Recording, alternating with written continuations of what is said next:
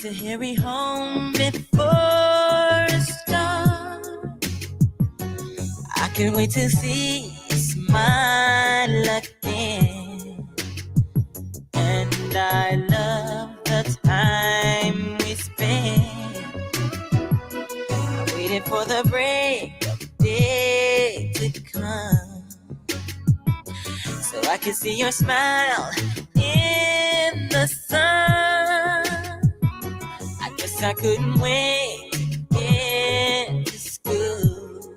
Oh, baby, to see your pretty face, I've got to stay cool. Break it down. Girl, don't leave me. Don't leave me. Oh, baby. Take this as an impression. Girl, I've learned my lesson. Ooh, that you way you see me. Take this as an aggression. That's why I just wanna be alone with you. I just wanna be alone with you. There's nothing else I'd rather do.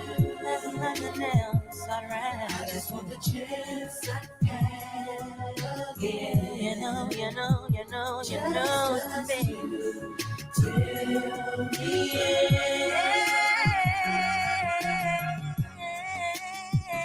me, yeah, oh baby. Just the other night on the phone, I tried to impress you with my tongue. I've got to be for real if you're my friend. Oh, baby. Oh, you never call me back again. Girl, don't leave me. Don't leave me. Oh, no. Take this as pressure. Girl, I've learned my lesson. Oh, yes, I have. Ooh, that you way you see me. Take this as pressure. Hey, girl, don't be afraid now, baby.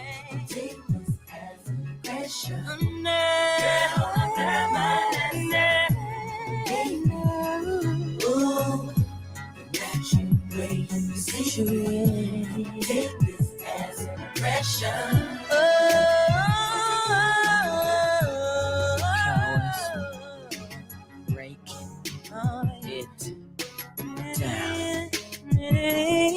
Oh yeah, I just wanna be your LB bass.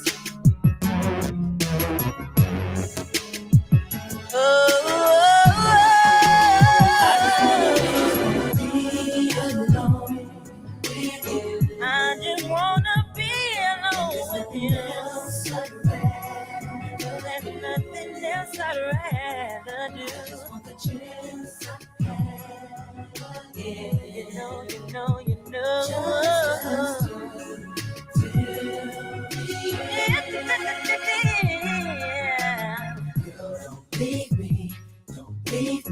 Don't leave me, baby. Girl, don't leave me. Don't leave me. You know I'll be here for you. Girl, don't leave me. Don't leave me. Just me and you. Girl, don't leave me. Don't leave me. I'm with you. I'm not lying.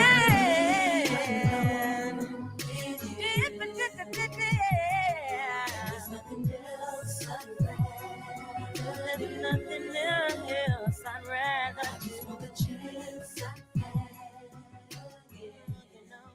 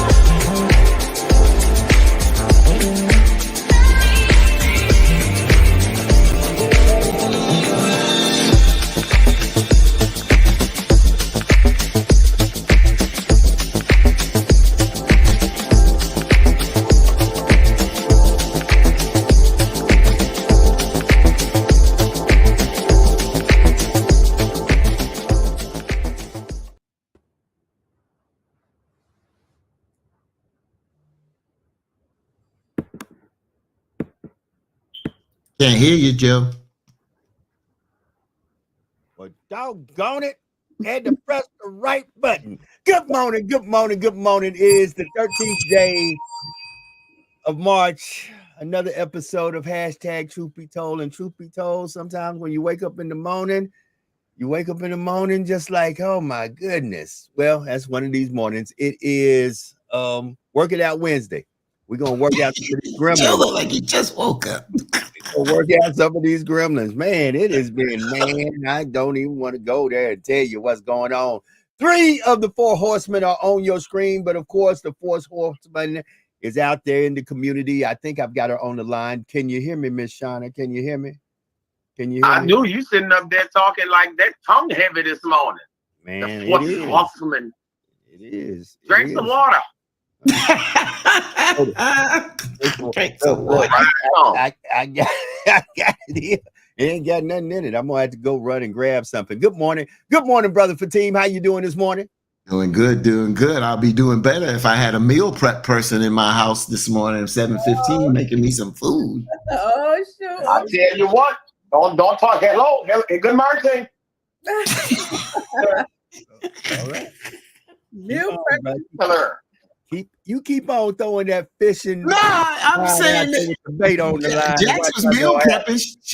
Jax was meal prepping this morning, putting videos out there. That's right. That's right. Let me tell you something. Invite me down to New York. I'll cook you some grits, some eggs. I know you don't eat no bacon, so I'll do some turkey. I eat turkey bacon. I got turkey bacon. I eat grits. Got to be creamy grits. It can't be no watery grits. Oh, no. And I'm from Louisiana. Everything I touch. Let me stop messing with Brother Fatim before I have him booking a flight to New York. Oh, you booking a flight. That's right. That's right. You heard what I said, ain't Jack? That's right. Y'all starting mess early in this morning. Yeah, good morning, Sister Jax. How you doing this morning? I'm doing wonderful. Been up early, meal prepping, like Brother Fatim said, for the family. So made some started my daughter and my husband out with some scrambled eggs with mushrooms and spinach in it, and some whole wheat toast and an English muffin.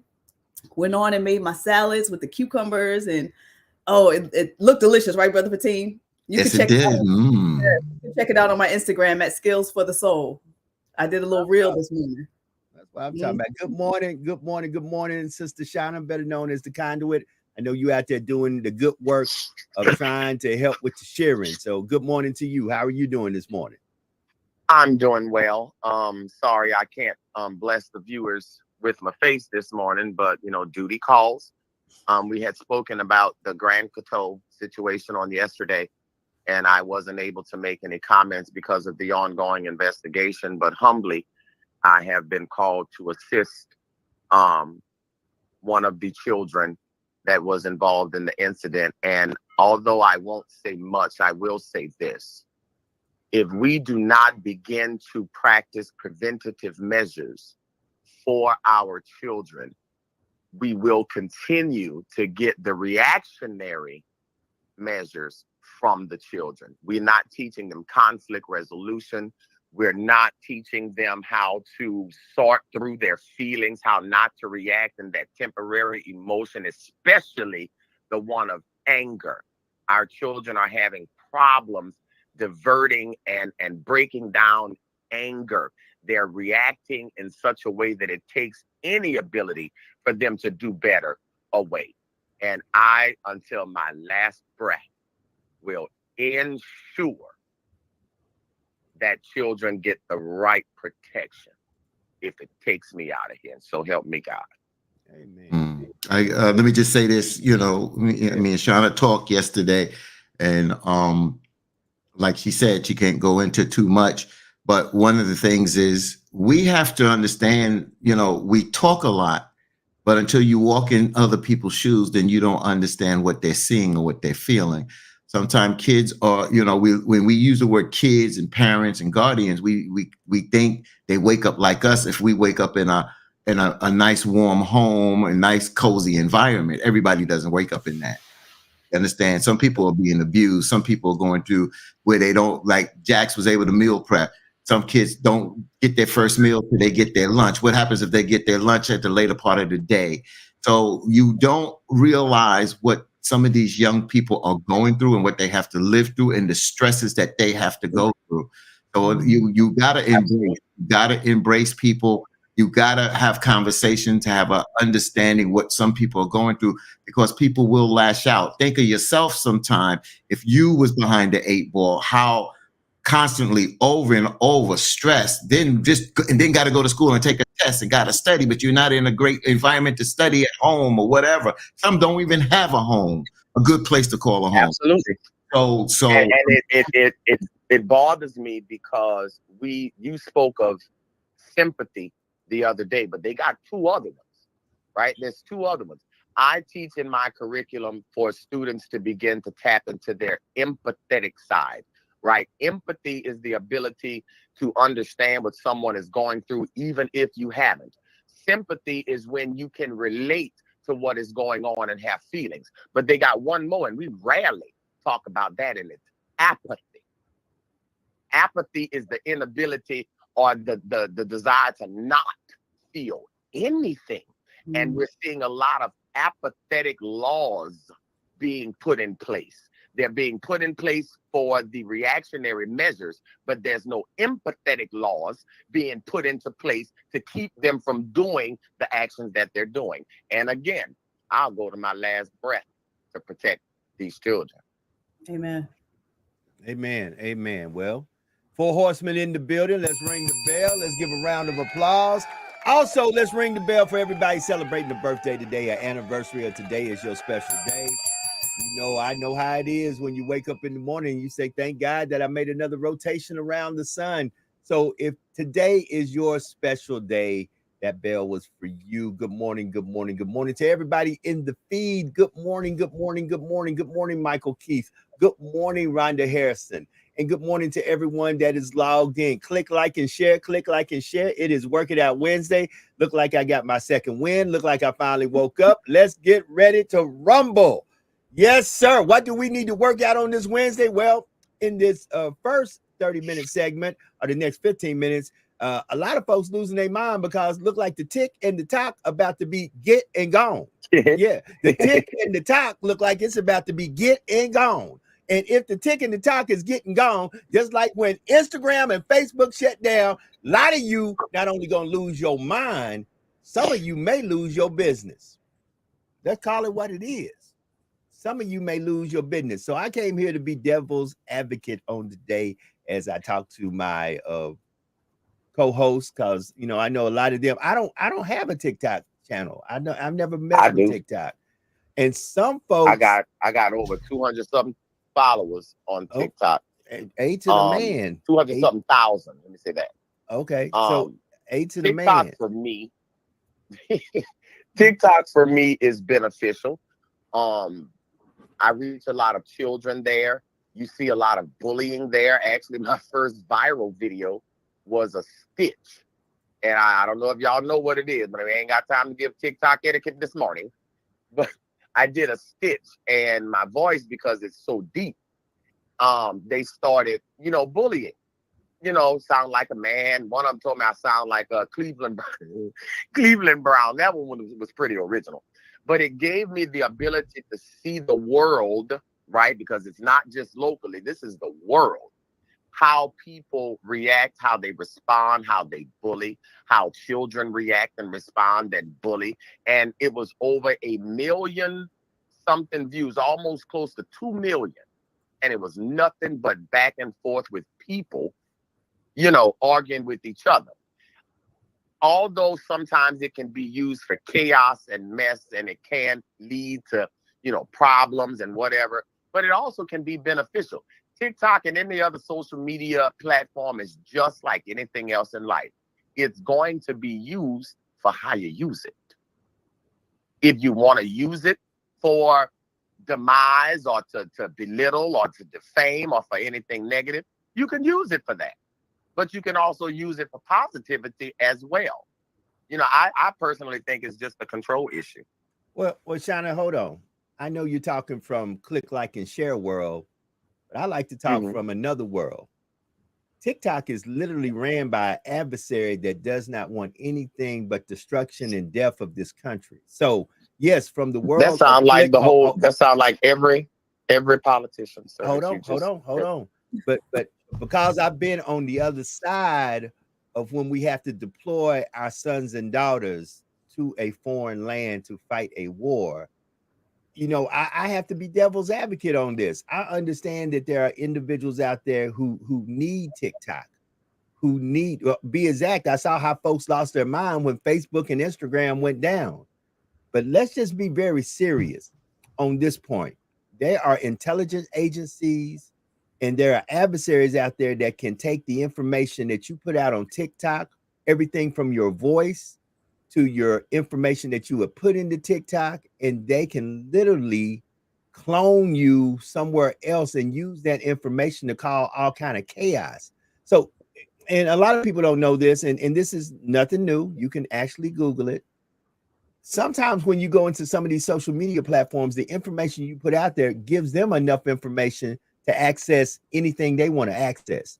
They can access, and some apps can literally access your phone while you're on your phone, running around doing your errands. What you don't know is, because you can't tell, because they've got a cloning type of program that runs, they're watching you while you're out there doing your thing. They're actually got in your phone, went through your video camera.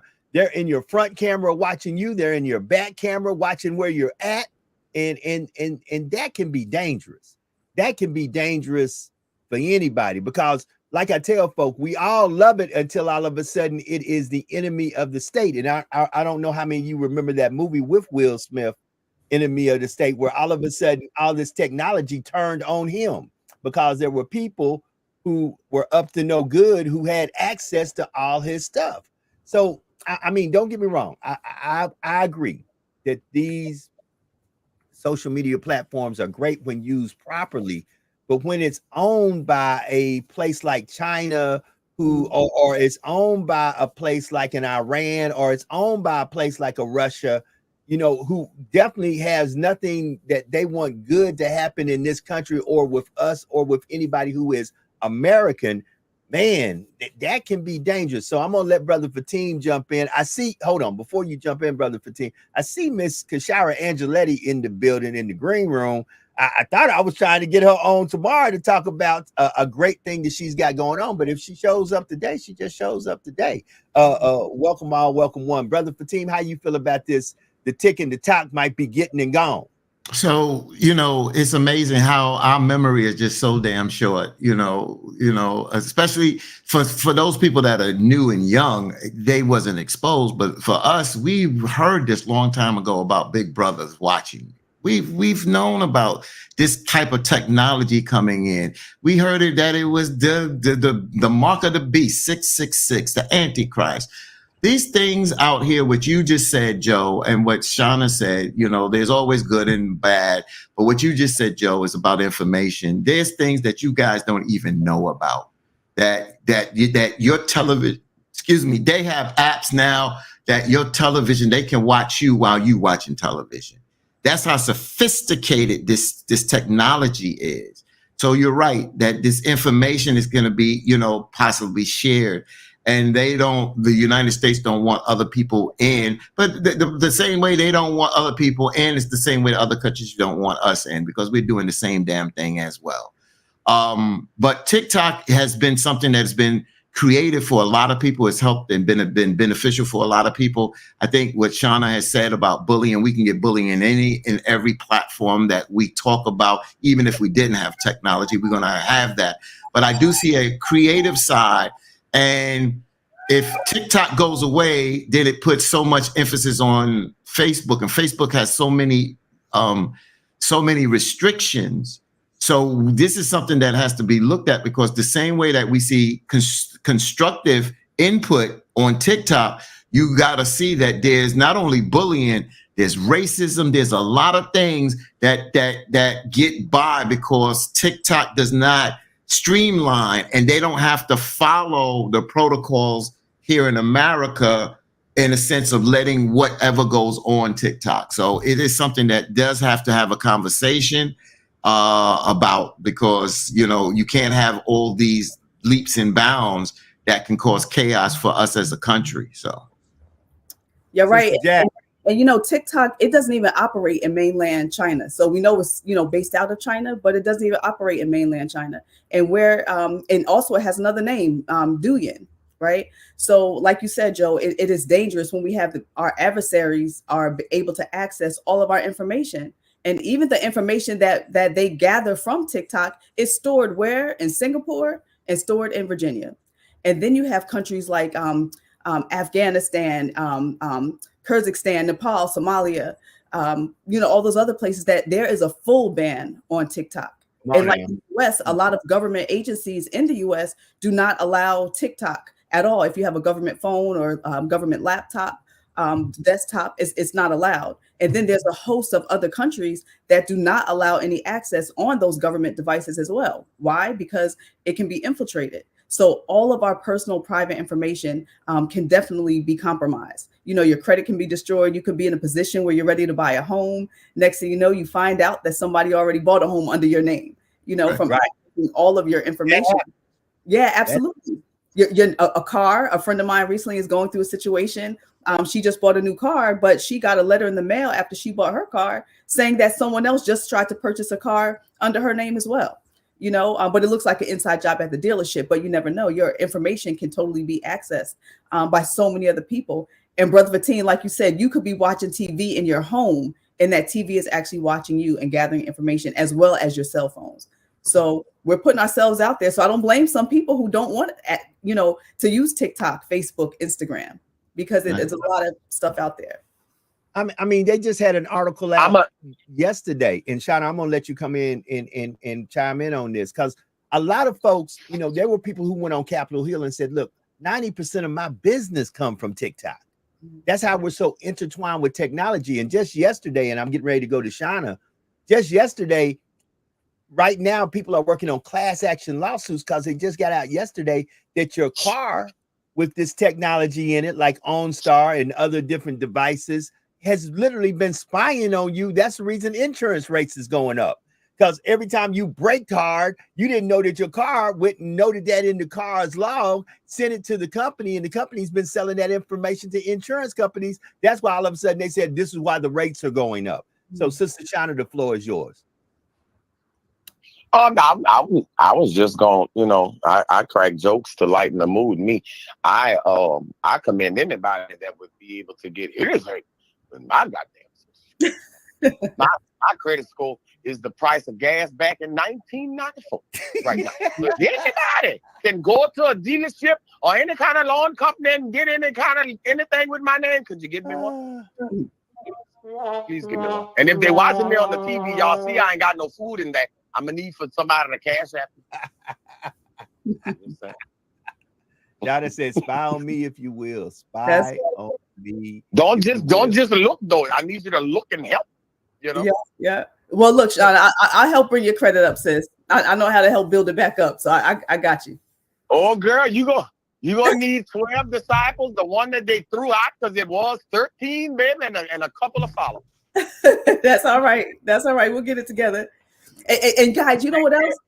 Even on TikTok, right? And a lot of these other platforms, especially with TikTok, they don't even allow the one in China, Douyin, they don't even allow certain content to, you know, be viewed. Mm-hmm. So their content is more, you know, for information or creative content, right? They do not allow any LGBTQ plus type, you know, supporting information. They limit Black content creators as well. And it reminds me of, like, even with Silicon Valley, even with the use of cell phones. In Silicon Valley, the ones that actually create these phones and create these apps and create these games, 9 times out of 10 don't even allow their children to play it, because they know how it's setting your mind up for addiction. They when they go into the lab, they have people go in there with all the little electrodes attached to their, you know, brains, and they play these games to see what part of their frontal lobe and parts of their brains light up. And if those parts of the brain don't light up for your addiction sensors, what do? They go back into the lab and say, okay, this game is not addictive enough. We need to change the colors, change the sound, the lighting, and they go back and re-choreograph everything until those addiction sensors light up. And once they light up, they're like, bam, we got it. So they don't even allow their children to have these devices and games until they're far older because they know the damage that it can do to them. And you know why they don't? And then you got to realize once they turn that game off, once the kid turned that game off, their mind is not turned off. So when they go out in the street, their mind is still turned on to that addiction. And that's why this kind of influence on young and old, impressionable minds, understand, becomes a bigger problem in society. Absolutely. And that's why I'm so opposed to, you know, children, even at restaurants, you look over, you know, mom, dad, whoever, always having a kid with a cell phone, always having a kid with a tablet. In the car, they have, as soon as they get in the car, they throw the tablet in the back seat and let the kid play on it. They're on the bus, they have the kid with a tablet or a phone. Not at all. Not at all. Like, don't, like, in my opinion, don't do it, because you're setting your kids up for failure. They're not able to even walk down the street and look around and take in the beauty of nature. They're so focused on that. They're looking for what they see on the screen. Absolutely. And it affects their brain. And then when they get older, now they're already set up for addiction, not only addiction to the phone, but addiction to substances, addiction to food, addiction to sex, addiction to every damn thing else. Feeling. They're addicted to feeling. Yes. Yeah, but you can also program it into a positive way. I've always said that there's always a way that we look at things that can be done negative, but we can control the environment to the point that we put positivity things out there. So as you're talking about, like when we drove as a family from New York to South Carolina on the trips, yeah, we didn't have as much technology there. But let's say if my kids did have an iPad, I can make sure that they're watching something that is stimulating their mind. So we have to control that as well, because there can be things that's positive. I look at some kids that can write code, can write programs now, can write programs that can run other things for people's businesses. So we gotta remember that we can point people in the right direction. We can lead them to cold drinking water, and it's up to them to drink, but we have to lead them to that positivity there. Absolutely. And everything in moderation, you know, and I'm for that. If you download apps that's teaching your children how to add, multiply, subtract, you know, divide, create code, that's wonderful. But even with that, they shouldn't be doing that 10 hours a day. Correct. You know what I'm saying? So yeah, so everything in moderation. And always, like you said, you have to feed your mind. You know, feed your mind and do something positive, not just watching cartoons on it or some other little silly stuff. Or I know the students in my class, especially, they love watching Grand Theft Auto. So, or playing Grand Theft Auto. So now when they leave out the house, like you said, their minds are not turned off. So now they walk down the block and thinking they're in a scene of damn Grand Theft Auto. And when you think about it, how dangerous technology has become back in the day. Remember that boxing game on Atari where it was like the arms like this and they just punched? Right. So you knew it was a top view of a person, but it wasn't really a person. Right. Nowadays, they make it look so real, like real people, girls with big butts and, you know, guys with, you know, muscles that look real. The facial features look, you know, identifiably like a human, which makes it that much more dangerous because now the children who are playing it really think like this is a real person and they imagine themselves as that person and get out there and commit the same crimes that they're acting out from watching the Grand Theft Auto. Well, again, Jack, it's because if you use a computer that whole time, the only thing, what they're learning from that is this. This is how you get out of that situation. These are the things that you can do to get out of that situation. And what is everything that they can do on Grand Theft Auto? Shoot, steal, stab, fight. They're literally doing what they see. Yeah. And can I ask y'all a question? Can I ask y'all a question? Because I'm not going to sit up here because I don't want to do what some of the elders did to the rappers. Oh, y'all using the N-word, this, that, and other. But y'all forgot about the black exploitation of the 1970s. Us used the adults using the N-word and stuff like that. So my question is, when I grew up, Bugs Bunny was violent. Popeye was violent. Those were violent cartoons too. Let's be real. Let's cut a spade. You know, we talk about it like technology has changed, but we still saw violence on television. Cartoons were violent. So my question is, are we starting to throw the kids under the bus today because technology has changed? Because some of the mindset has not changed. I'll give you an example. I grew up in an era in New York where we had mini bikes. We had mini bikes in junior high school. So at 13, 14, 15, 16, we had mini bikes. People rolled up on us and took our mini bikes. They took our bikes. Ain't that Grand Theft Auto? Ain't that Grand Theft Auto? Mm-hmm. So my thing is, we have to be very careful when we talk about this, because you turn the young folks off. We have to be able to explain this and show that there has been a consistency. Because if the young folks come back and say, yeah, we got the tablets and we're looking at this, but what about that? Y'all looked at that. What about crime? Crime was bad then. Y'all had this era. Y'all had heroin. Y'all had crack. Y'all had this. The things we going through is not no real difference than the things that y'all went through in your time too. So we got to understand when we have these conversations, as well as what our environment looked like back then as well.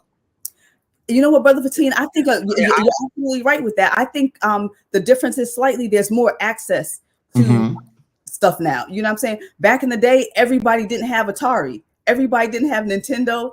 Everybody didn't even have a television. Nowadays, everybody has a television. They have their phones. Go ahead, Joe. Oh, you're Joe, you slow on the button. You slow on the button this morning. Good God. I know. Hold on. Jax, you're absolutely correct. And to Brother Fatim's comment, before you finish your comment, if you go back and look at news articles, because we used to read newspapers back then, news articles and things like the National Enquirer, Time Magazine, they addressed about the violence in cartoons back then. So that was being addressed. But as Jax was saying, because everybody didn't get Time, National Geographic, everybody didn't get the newspaper, we didn't get that information, nor did we know that there were people who were upset about it, because all we knew was what we were dealing with at that time. Sister Jax, go ahead.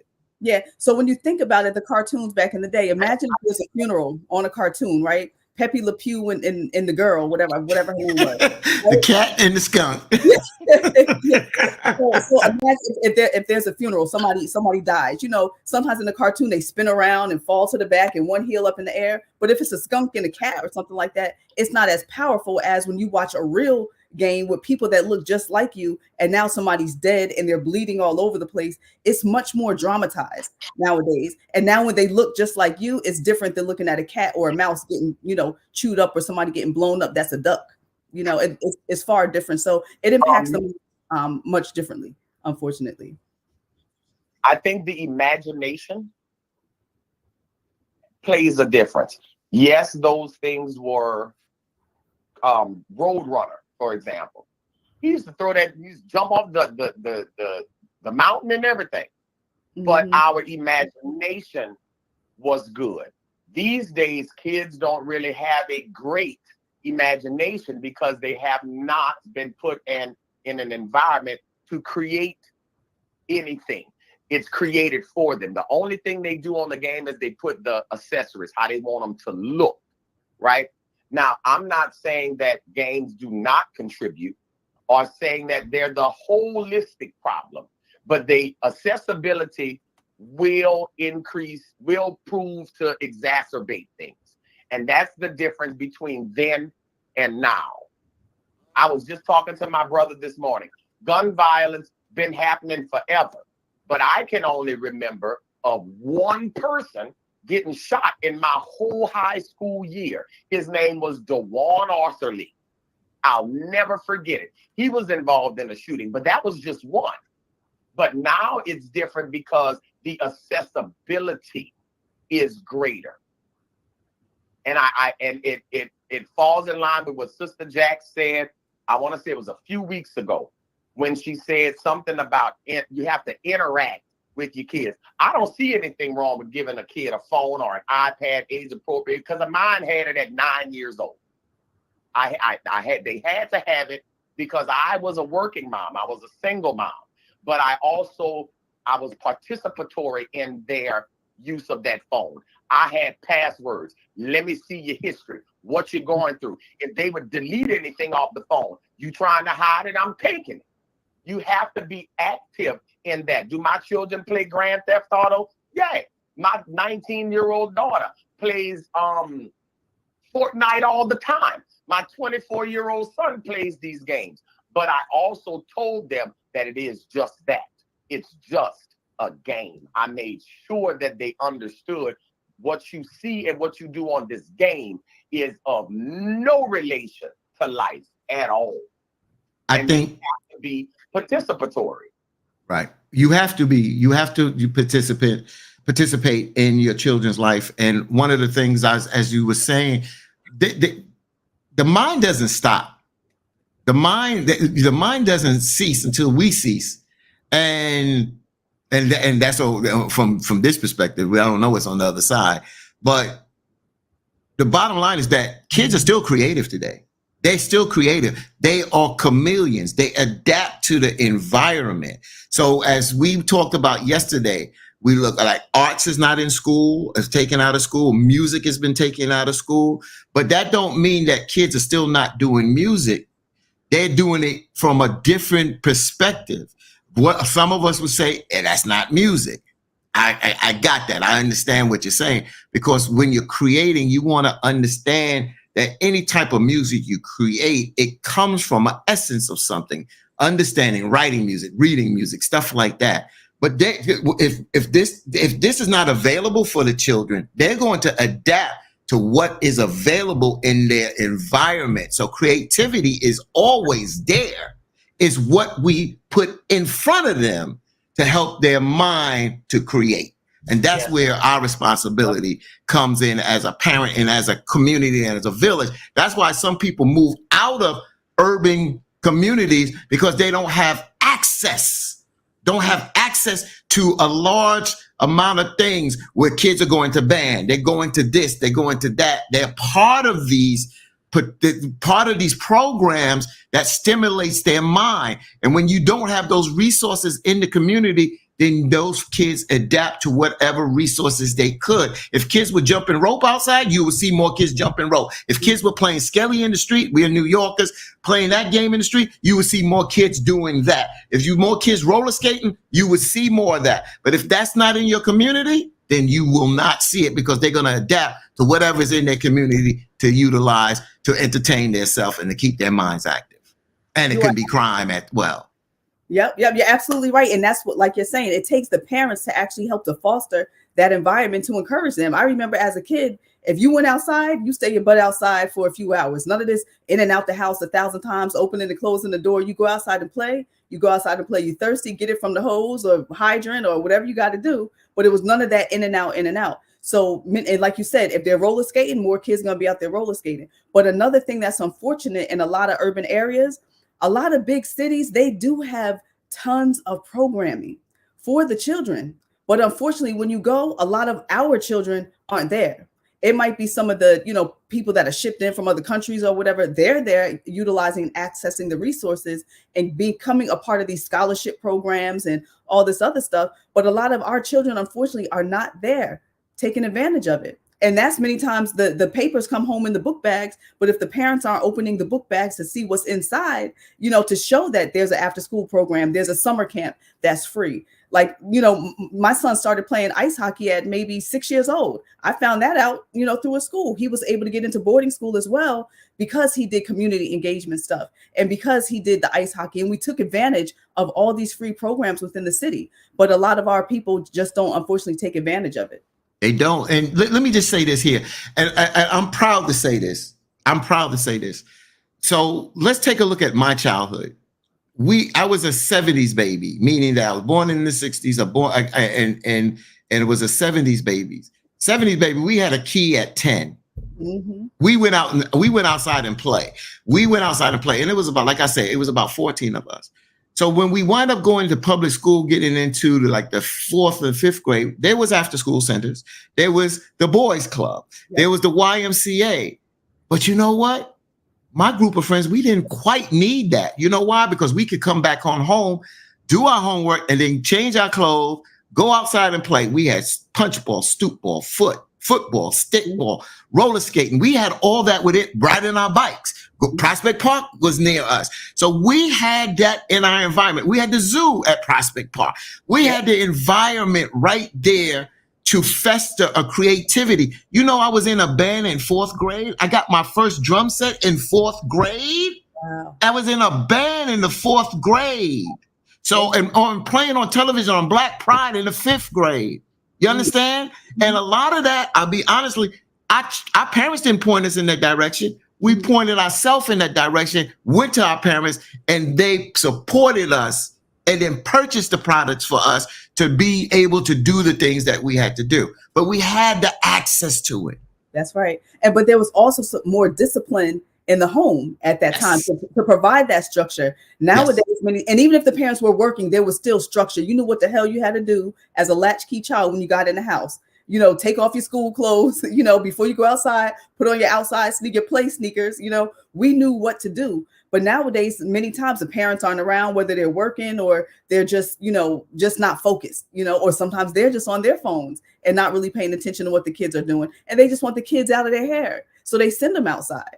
With no real guidance, no direction. Or you have some parents that are in the trap house, some parents on the corner selling drugs, in some communities, some moms tricking out and just not focused, right? So then if the parents aren't focused, 9 times out of 10, the children, many times are not focused either. So our little ones are lost, just like their parents are lost, unfortunately. So kudos to our generation. I was born in 76, so I enjoyed the late 70s, early 80s.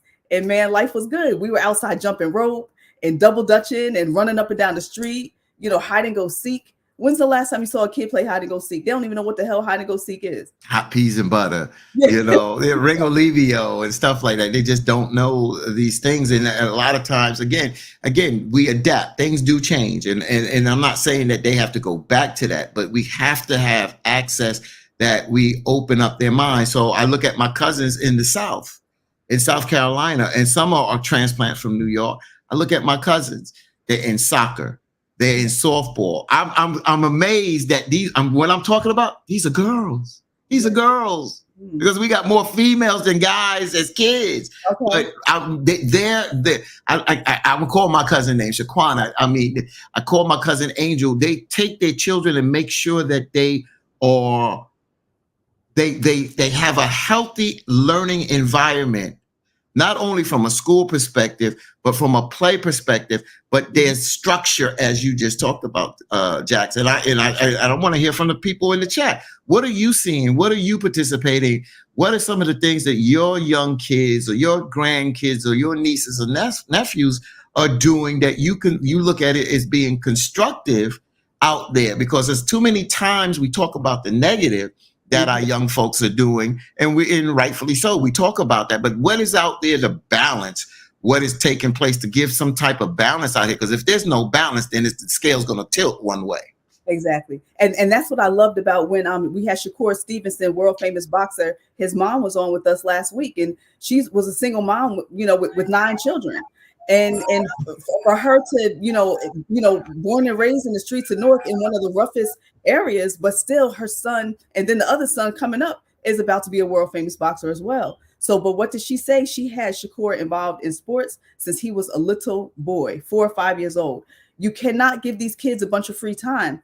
Find ways to get them engaged. And it doesn't always cost, but get them engaged, get them involved. If you can't find something in your particular area, your community, you get outside and you play ball with them. You get outside and it's a beautiful day. Go for a walk at the park with them. As you're walking, talk about nature. What do you see? How's your day going? How do you feel? Build that healthy relationship with your child, because guess what? When there's a healthy attachment, and psychologically speaking, in the development of children, when they have a healthy attachment as an infant on up, they are more apt to try new things. But when there is an unhealthy attachment, they're scared. They're withdrawn. They don't know how to approach, incoming data or approach new ideas or ways of thinking. So it's all about developing that healthy attachment with children and making them feel secure. If you say you're going to do something, do your best to follow through. If you can't follow through, explain to them, I wanted to do this, but boom, boom, boom, this happened, right? Exactly. You have to develop those relationships and have those healthy, positive, engaging conversations with those children. Monica August, and thank you, Monica, for typing in, and thank all those people in the chat. Monica August says, I wouldn't want to have been raised in doing any other time than I was born in the 1960s. Rhonda Hairston's right. Yes, we had after school programs, play skelly, stoop ball, punch ball, double dutch, etc. My oldest son would go to to a place called Skate Key in the Boogie Down. That's the Bronx as well. To enjoy skating. I knew that as soon as she said punch ball, stoop ball, I knew that was a New Yorker. I knew that was a New Yorker right there. Yes. And let's just be real about it, you know. And as I've been listening in and taking care of some other things, you know, what we're talking about, once again, in my humble opinion, children have not changed. It's the style of parenting that has changed. And I really, really, really believe that we really need to be truthful with one another. And because I look back and thought about what my mom and dad said when I was growing up. Y'all just don't know how it is to be a child. I remember my mom and dad saying that to me. You don't know how it is to be a child. You don't know how it was when I was growing up. The same thing we're saying now, because children are the same. I think the style of parenting begins to evolve. You know, I can say that because of my adopted parents. My mother was born in 1923. I was blessed to still remember a little bit about her mother, you know, who was born a slave. I still have her freedom papers. And, you know, the evolution of parenting, not so much the evolution of children. Children are normally reacting to your style of parenting. So, you know, as we begin to continue this conversation, I think really we got to start looking at maybe there's some tweaking in the parenting realm that needs to be done that might can bring this village back together to be a place of holistic, loving, learning, and healing. Because there's a lot of brokenness in our communities. We just got to be real about that. And the brokenness, I hate to say it, I'm putting that brokenness on us, the adults. Because watch this. Yesterday, we had a deep conversation and somebody called me and said something to bless my soul. The Bible didn't tell me to do nothing but to raise my kid and direct them in the way they should go. Now, they might depart from that, but my job is to raise and direct. That's what the words say. And the question is, how many of us are really raising and directing our children? Are we letting something else raise and direct them? And then we turn around when something bad happens to little Jim or little Jill, and then we're upset and mad. I'm just saying. Yep. You're right. Eddie Bonnet writes, children definitely react to parenting styles. Rhonda Hairston comes back. Wow, Joe, Freedom Papers. That is an awesome piece of family legacy. Mm-hmm. That's beautiful. And you know what? The children are the same, but what is different is their environment, their experiences are different, and their traumas are different. Exactly. And I say that because when I think back to like Shauna said, she remembers in high school, there was one kid that got shot. So we have some of those experiences where maybe one kid got shot, one kid got stabbed, but maybe it might be once a month a kid is getting shot, or a couple of kids in high school getting shot. Nowadays, you know, you have children, they're on their way to school, and, you know, there's a whole crime scene. I remember one time when I used to work for the school district here in Newark, one of the young ladies I used to supervise called me blacking out. She was going crazy because she was on her way walking into the building, and a guy was coming down the street on one side. She was nervous, so she crossed the other side before entering the building, and she looked, and the guy walks up somebody's steps as another young man was coming outside with his child, right? With his child. And he says to the man that approached him, no, not in front of my kids, not in front of my kids. And he shot him and blew his brains all over the fence coming out. And this is at 7 o'clock in the morning when the other man was taking his kid to summer school, you know? So now the trauma of the children that saw their dad get his brains blown out early in the morning on their way to summer school, and the other kids who are walking by just going to school. We didn't see that stuff often, but it's quite often nowadays that, especially in an urban environment, where our children are experiencing that, and trauma impacts them differently on a more consistent basis. Because, you know, I didn't walk down to Crystal City coming out of the street. I got the Brooklyn Nets stuff on today. I come out of the streets of Brooklyn. I knew I knew Tomahawk gangs back then. There's a movie called The Education of Sonny Carson that spotlights the Tomahawks, the Jolly Stompers out there in Brooklyn. So I come out of that. Did some of my friends carry guns? Yes, they did. Did my family members have guns? Yes, they did. Did my brother have a gun? Yes, he did. Did my brother and my cousin dabbled in drugs? Yes, they did. One of my cousins died with the rubber band around his neck and arm. When he shot the poison in his arm, he was gone. So we were exposed to this there, but the foundation still was laid by our family and our friends' family. You got to realize we come from an environment that if our parents, my moms happened to be home while my father were, but I went around the corner and I said I had 14 friends. I had 14 parents that could check my ass and then come back and tell my moms, then I'm going to get my ass checked again. So we always had that oversight or overview of what we were always doing. That we wiggled and did things. Definitely. We were kids. You're going to experiment. You're going to, but you got to realize that foundation, what brings you back. And then when you start experiencing, when I went out one night and they were shooting on 2 corners and I ran out to my boys and my boys was like, yeah, I'm strapped, but this ain't our fight. Everybody on their own. I'm not getting in this fight. I'm strapped, but I'm not getting in this fight. And when I got home, all I could hear, because I was nervous, my heart was boom, boom, boom, boom, boom, boom. All I could hear is my father and my mother talking about being out late in the night and what's good out there in the streets. And see, until you almost have that life-threatening situation, then sometimes you don't understand because you want to be down and hanging out and cool with your friends. But then when you realize life happens and you're not a cartoon, you're not the road running the coyote and you get run over by a bus, you and come into the next scene. Doesn't work like that. So then I started to realize and understand there's ways to still enjoy myself, but I had to pull myself out of partying in Brooklyn. I had to go to Manhattan. I had to party with people that didn't have that mindset, that was going out to have fun, not strapped with guns and weapons and looking for all of that kind of behavior. And then I realized I had to put myself in a different environment. Who were my friends when I was growing up may not be my friends when I become an adult.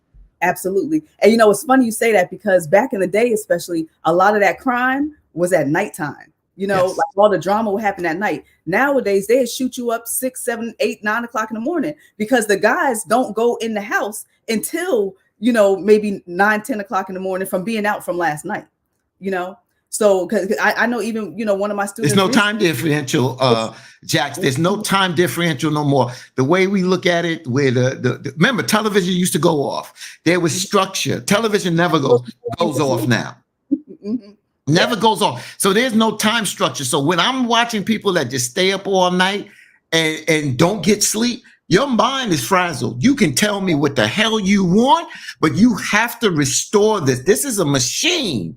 And if you don't restore yourself, you're frazzled. And then when you're smoking all this poison, putting in let's go there. I don't give a damn what New York did of making marijuana legal. The additives and the poison that is put into these drugs that we're taking, the pills. You know how many pill popping kids are out there popping pills today? That's right. That's right. You know what? I just got frozen for teen. Yeah, but you keep going. I can hear you. I'm gonna log out and come back in. Okay, go ahead. So, folks, there's a lot going on out there, and a lot of times, a lot of us parents are just disconnected. We're disconnected from the kids.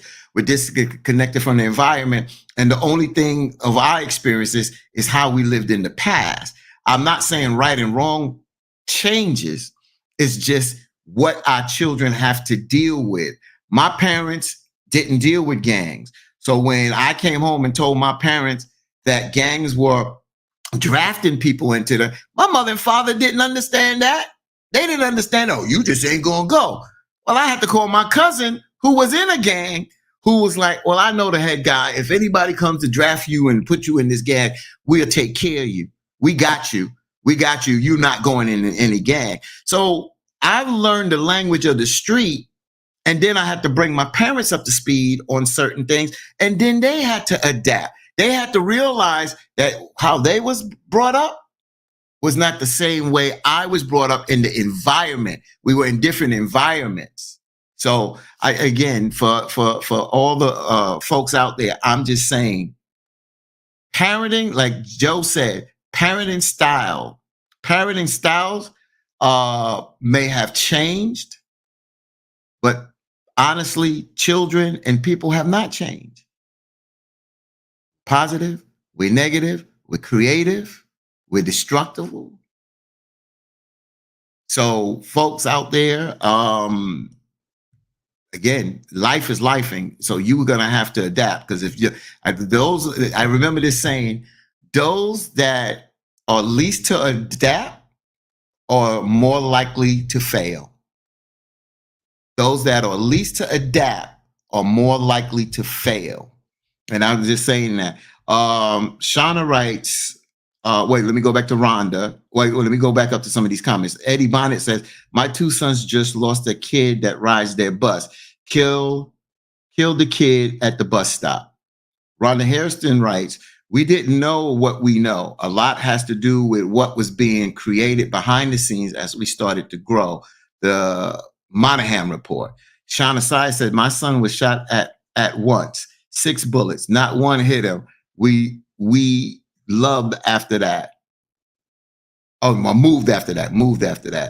Rhonda comes back and says,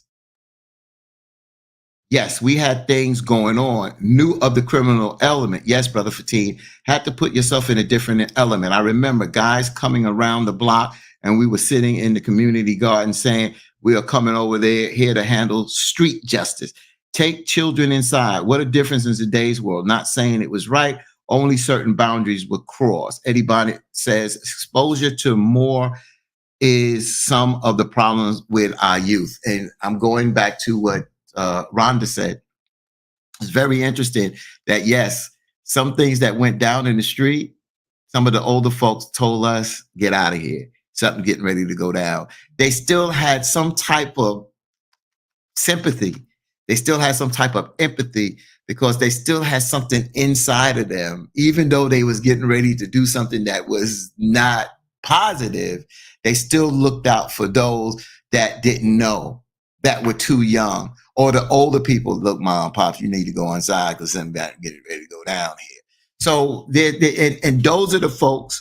I'm not picking them up, but those are the folks that when that light bulb goes off in their head, they can come back home, and not only come back home, they continue to reach out to people and try to make a difference out there, to work with people out there. Douglas Guidry writes, I never have to run from the Ku Klux Klan, and I shouldn't have to run from a black man's self-destruction. We had it for my self-destruction. So Douglas, like you said, I never had to run from the Ku Klux Klan. Well, I'm not saying that, they don't exist, but, we don't live in the 1920s and 1930s where they could just walk in your house and take you out the house and just hang you or mutilate you or beat you up, So you don't want to run from a black man. I remember Reverend Jesse Jackson Sr. was talking one day, and he said, it's amazing. Something on the similar lines, what you said, Mr. Guidry, is that at one time we were running from those kind of groups. And he said, now we cross the streets. When we see a group of us on the corner, we cross the street. We see the older women holding their pocketbooks crossing the street. Have we become that detrimental and dangerous to ourselves? That's what I'm saying. We need to know our legacy. We need to know our history, because we destroying ourselves. And that's that whole Willie Lynch process. Joe?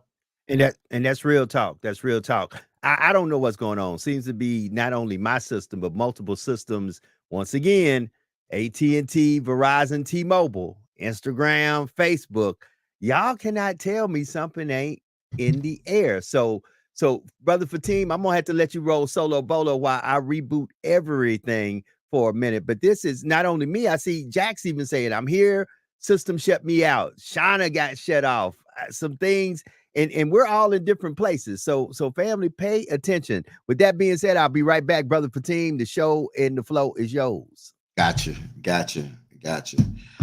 Folks, as we stay, it's amazing how technology, we sitting up here talking about technology, and now my crew is shut out here. And if there's something specifically you want me to address out there, folks, while I'm rolling solo, just put it in the chat and I'll see if I can roll with it out there as a topic. Kind of want to move on from the parenting point of view out here. And, politics is always something here. So now when we look out and see for this presidential candidates, yesterday there was a primary in a couple of states, and President Joe Biden and former President Donald Trump received enough delegates to become their party's nominee. So the Republican nominee that's running for president this year, 2024, is former President Donald Trump, and the Democratic nominee is President Joe Biden. So we know that. We also know that there's other people that are running out there for president. We've heard that Robert Kennedy Jr. is looking at 2 people to be his vice president. And the reason why I bring them up is that Robert Kennedy's not going to win. My brother and good friend, Professor Cornel West, is not going to win. But the reason why they're running, because there's a certain group of people that are just tired of just the Democratic Party and the Republican Party. They're just tired of just these 2 parties, or these 2 parties that sell you certain things. And then a lot of people feel like they sold a bag of no goods, So, but that's where we're moving forward to in this election. So we know where we're headed, and that's what it's going to be. President Biden against former President Donald Trump. Yesterday, we saw the special prosecutor that investigated Joe Biden dealing with documents that were taken when he was vice president that was stored at his home. And of course, the special counsel, Counsel Hur, he released the report. And when he released that report, he was not going to bring charges against President Biden, but he kind of disparaged President Biden, basically calling him old and kind of like senile. And that tainted not only the report, but it tainted President Biden. Yes, we do know that President Biden does make some stumbles here and there. But if you go back and look at the transcript that was released from the investigation, you'll see that President Biden has all his faculties. You just saw the State of the Union last week, and you saw his faculties. So, folks, you know what it's going to come down to when we're going to continue the conversation on these candidates. What are we going to do? We're going to talk about their platforms out there. We're going to look at their records. And we're going to talk about the programs and the platforms that they're going to put forward for the American people. That's what we're going to talk about. We're not going to get caught up in the personality. We're going to talk about the substance of this, because that's what it comes down to. Because the next 4 and 5 years are very critical moving forward in this country, and we just don't know what challenges that we're up against. And I see Sister Jax is back, and I'm glad that you are back. Yes, Sister Jax. I think that's a great idea what you're saying. Let's talk about what are they really standing on, because it's different personalities. We like people we don't like, but let's really see, what are you standing on? And so I would like to hear from our viewers and listeners, what platform would you stand on? What things are really crucial and important to you that you feel people who are running for office need to stand on? And if you ran for office, what would you stand on? All right. Let me just go there, Jax. Listen to this. So Douglas Guidry writes, Brother Fatin, y'all have a pocket of progressive Black folks in New York. In my hometown, we got a lot of handkerchief head Negroes that keep us at bay. I'm going to come to that. Good morning, Sister Jewel. Eddie Bonnet says, do you believe Biden is coherent, Brother Fatin? So let me go to Eddie Bonnet question first. I had to deal with President Joe Biden recently on Martin Luther King Day. And I was sitting front and center when Reverend Sharpton interviewed him for MLK Day. Yes, I believe he's coherent. But Eddie, I'm going to be honest with you. I think that President Biden should have been primary. I think that there should have been other candidates out there.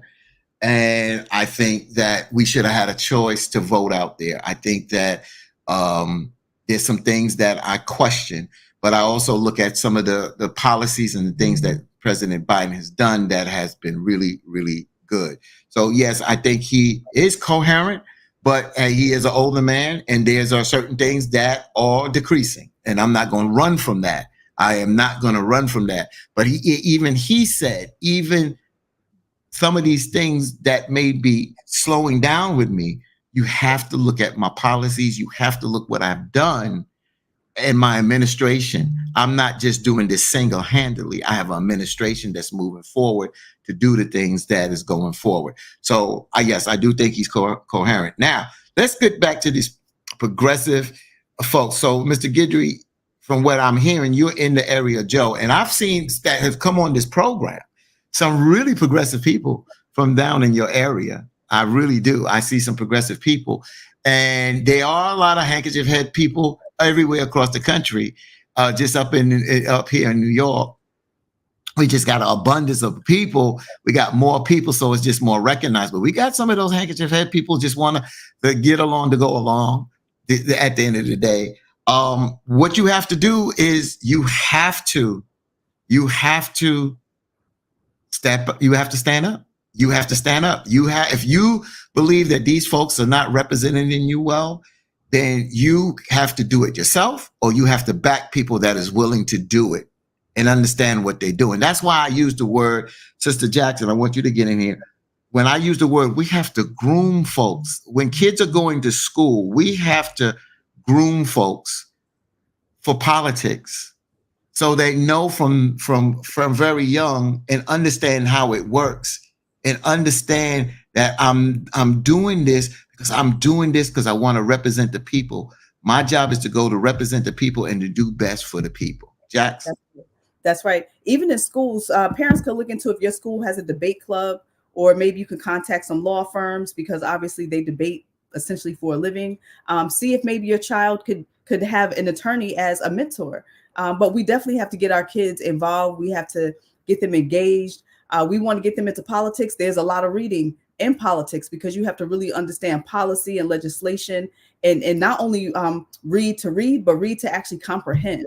And comprehension is actually critical, more than people even realize. So we have to make sure our kids are reading more books. Take time and read books. The newspapers still come out, but it's not like how it was back in the day for teen. Remember, on every corner, it would be a newspaper, if not a newspaper stand, but it would be the little metal box with newspapers in it. You don't even see that anymore. And then if you do get a newspaper, it's about this thick, or even thinner than that thin, rather. But yeah, we need to make sure our children are reading and prepared to potentially take on a role in politics or some sort of role in leadership within the community. But yes, we need other attorneys and legislators to mentor some of these children and start programs to help groom them up, for sure. I definitely agree with you with that, Fatim. Right. Now, Eddie Bonnet writes, he said, if Michelle Obama ran, I would have voted for her. Eddie, why don't you put in the chat why? Why would you have voted for Michelle Obama? And I don't want to assume this, so you write out there. I will say this, Sister Jax, is that you go back. I was watching something yesterday, and they talked about numerous presidents who have been investigated. And if you go back to two-term President Obama, he had no scandals. He was a family man. His family represented very well. So when you talk about Michelle Obama, the first lady, former first lady, Michelle Obama, I can understand what you're saying, because you're looking at somebody that comes from structure. She's been out in the public. When she's been out in the public, she's represented well, and she comes from a legacy of goodness. And I can see why, because it seems like it's an attachment to President Obama. But what do we know enough about Michelle Obama? We have not heard her. She's always said that she's not running for office. So I wonder why would you put that out there if we don't know what her platform and programs would be going forward? Again, I can see from a visual point of view why you would say that. I'm not criticizing you. I see what you're saying, but I want to hear that, because from looking at it, President Biden is closer to Michelle Obama than Trump is to Michelle Obama. And if I'm not mistaken, Brother Bonnet, you mentioned that you may be voting for Trump. So I just don't. I get a little lost. Michelle Obama. If I'm not mistaken, you got to turn that down, Joe. There you go. And so folks, so that's what gets me. That's where I'm trying to figure out what your thinking is. If you vote for Michelle Obama and President Biden is closer to the vision of a Michelle Obama or President Obama, Trump is the total opposite of that, then how can you vote for Trump and not Biden if Michelle Obama doesn't run? Jax? Now, do you think one day we will see in our lifetime a Black female president? We may see it next. We may see it within the next four years. Mm-hmm. Mm-hmm. We may see it in the next 4 years. Mm-hmm. And removing that, if it doesn't happen in the next 4 years in your lifetime, do you think that? I think the way this country is right now is polarized, and I don't think I'll see it in my lifetime. I don't think so. I just think, first of all, to give the helm to a woman is a very difficult thing. That's why I love the television show 24, because 24, when it was on with my man Jack Bauer, Keith Sutherland, they had a male president and they had a woman president. Mm-hmm. And to me, they was always ahead of time. They was always ahead of time in technology. So will there be a woman president? I believe there will be a woman president in the United States. I don't know if the first woman president will be a Black woman. Michelle Obama possibly could have been the closest, but again, I don't know. I would have to see her campaign. I need to see her debate before I can go out there. But what she represents as a woman, as a mother, as a wife, I love those characteristics. And the person that she is, I think that if she became political, and she seems to be political astute, she would make a very good female president. And I think Kamala Harris is good. I just think that she's like Joe says, she's been put on the sideline. That's a strong sister. It's just that she's operating under President Biden, and most vice presidents do. They don't steal the spotlight away from the president. Yeah. It's funny. I remember one year I was at Black Girls Rock, and I actually, Secret Service came up and asked me to get out of my seat to give it to Michelle Obama and Barack Obama when he was president. And I had never seen her in person before, but she was such a beautiful, statuesque, strong body woman. And I was honored to give up my seat to, Michelle Obama. And it was just, a beautiful experience, totally beautiful experience. Gotcha. I see. I'm waiting for Joe to come back because Joe's having problems. So I do see that we do have a guest. So guess what? I'm just waiting for Joe to get his system together, and we will bring you on. Rhonda Hairston states, yes, speak the truth, Brother Fatim. We have some here in New York. And when she's talking about here in New York, probably handkerchief head individuals. And in some places here in New York, it has been labeled up south. So yes, we have them here as well. So that's what life is. People have choices. People have been on the radical side, and they feel that by being a radical, they didn't get anything. So some of them became more conservative. Mm-hmm. Roy Innis was a radical dude. And when I talk about Roy Innis, a lot of people may not know Roy Innis. He was an activist that headed up an organization up in New York called CORE. And if you watched the Robert Downey Jr. show back in the days where they was... So Brother Fatim.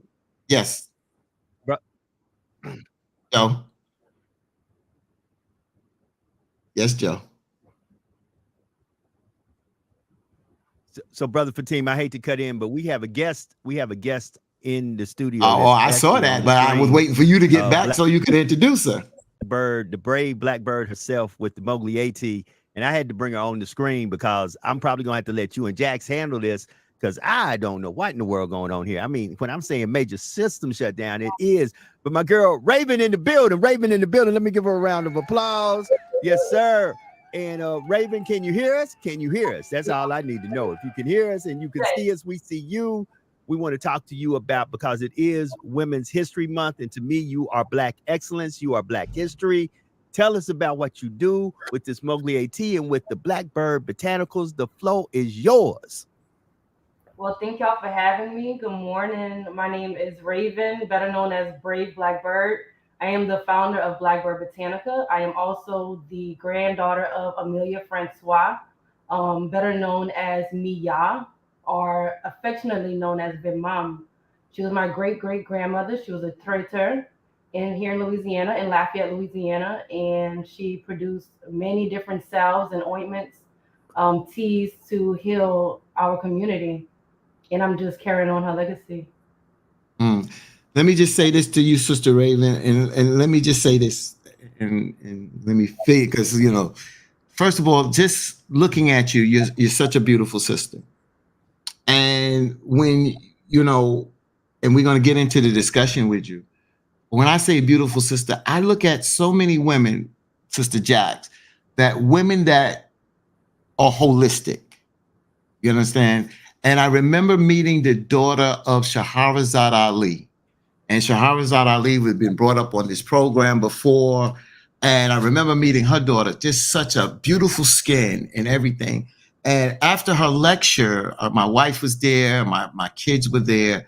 And I was like, your daughter's just so beautiful. And she said, it's because what I poured into her and what she didn't put in her body. And when I see the radiant sisters that are on this screen, it's because of how you have treated your physical, your mental, and your spiritual there. So can you talk a little bit more about, because I'm going somewhere and I don't want to go too far if I don't know more about you. I know Joe talked about this tea that he took last week. He was suffering with a cold. So tell us a little bit more about what you do and how you help people at what you do. So I brought some tea for y'all to see. This is it right here. It's called Moglier. It has been historically known as Moglier, or a different linguistic variation of the word.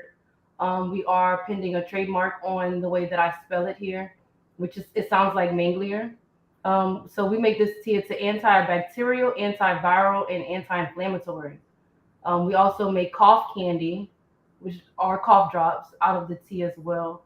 It's helped people with diabetes, high blood pressure, any metabolic disease, cold and flu symptoms, and even down to menstrual cramps and arthritis. So what is the kind of properties, because from a system structure, when you talk about dealing with bacteria and stuff like that, people are saying, well, you talk about using holistics and herbs versus penicillin or antibiotics. What are the principles that or if you can discuss what your principles are in that tea that can help people? You got to realize, though, a lot of people have diabetes, and it's diabetes number 1 and diabetes number 2. Diabetes number 2, folks, if you don't know, your pancreas does still kind of kick out insulin, but it needs that boost. That's why people take most of the time pills, or they will start to take some of this Ozempic or whatever. Those that have diabetes number 1, their pancreas doesn't work at all. It's shut down. So any starch or sugar, it doesn't get broken down in the body. So that's just the diabetes part. So what is the properties in there? So because folks have to need to know this, because everybody that goes to a doctor don't have a holistic doctor. And everybody that's holistic is not a medical doctor. I happen to know a holistic and medical doctor all in one, which makes a big, big difference. So what's the principles in that you tell people, so if they had to explain this to a doctor, they have the resources to explain this? Yeah, so folk medicine is just recently being studied across the United States, especially here in Louisiana. They're curious as to know why we lived so long and why we took care of ourselves off the land, right? So Pennington Biomedical Center in Baton Rouge studied Eastern Bacchus, which is what Moglier actually is. It's Eastern Bacchus. Baccharius oxide is the active ingredient in this tea. Baccharius oxide is known to metabolize fat cells and also help insulin resistance. So when you metabolize the fat cells, you then get rid of the metabolic diseases. Like you said, breaking things down, it's great in breaking down mucus.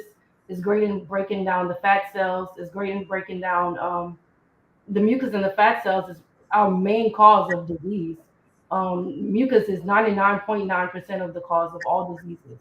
If you can get rid of the mucus, like Dr. Sadie said, pretty much cure the disease. And Monglier does a great job with that. I want to bring you in, Sister Jax. I just want to say this, that before they chased Dr. Sebi out of the United States, I had taken my wife to Dr. Sebi. He had an office, or those that are familiar with it, in Brooklyn, right there on Flatbush Avenue and off of Pacific Avenue. I took my wife there to Dr. Sebi to deal with her sickle cell, because I was dealing with Queen Afua up in New York, brother Valentine. So I come out of that holistic kind of community. So I went to Dr. Sebi, but when Dr. Sebi came out and said he had a cure for AIDS, they ran him out of here, and that's why he had to go to Honduras. That's why Left Eye was out there. If nobody could break down and get to Left Eye until Dr. Sebi got to her, and she was purifying her body, her mind, her spiritual things. So I'm glad that you brought up Dr. Sebi. Let me get Sister Jackson. Sis Raven, let me tell you, I'm gonna need about 65 cases of that the fat cell burning Monglier C. So if you can tell us real quick, how do you ship? What is your website? How can we obtain some beautiful, yummy Monglier tea? Absolutely. So my website is louisianamonglier.com or blackbird-botanica.com. Okay, beautiful, beautiful. Thank you. Amazon as well.